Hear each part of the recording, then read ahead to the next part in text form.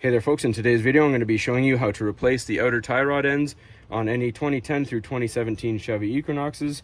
Now to do the removal, we're going to be removing this 18 mil nut and loosening off this 21 mil nut back here. Now this is an aftermarket one from the previous owner, so this isn't the correct size, so I don't have the right wrench, so I'm just going to be using an adjustable. So let's go ahead and get started. Once that's loose, we're going to start cracking our nut here.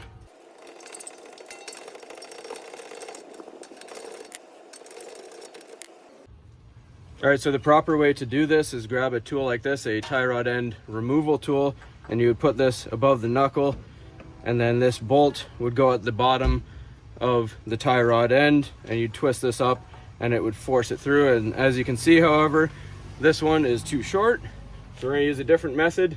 We're just going to use a hammer, keep the nut at the bottom here to protect it, and we're just going to hit it with a hammer to pop it out. All right, then the nut comes off. Now the joint is free. All right, so next we're going to loosen this right off, just twist it free. Just count the rotations that it takes to get this off, and you're going to put your new one on and twist it on the same number of twists.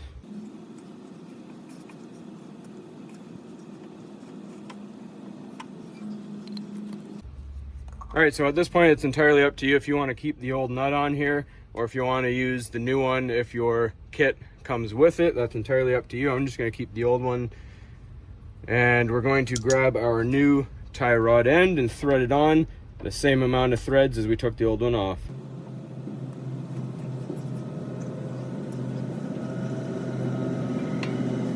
All right, and then we just pop the joint down into the knuckle like that. All right, now you're going to grab your new castle nut. The old one that I had on there, aftermarket, didn't have a castle nut. This one does. So you're going to carefully thread the castle nut on, and then this will go down to 18 foot-pounds of torque.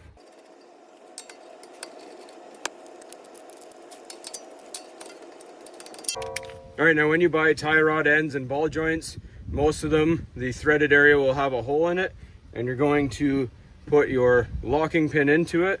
So after you torque this down here, the castle nut, if you can't quite see the hole, it's okay to go just a little bit tighter, and then when you do see it, just put your clip into place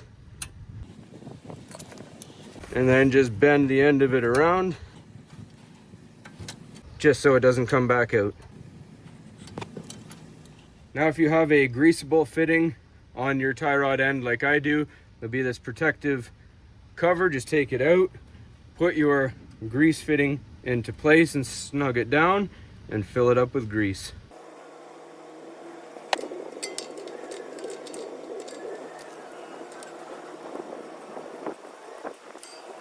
And the other note to make when you are filling it, don't worry about overfilling it. They often have this little weep hole, so if you do have a bit too much in it, it will spill out the side. Then you're just going to double check with your wrench, tighten down your nut here, nice and snug.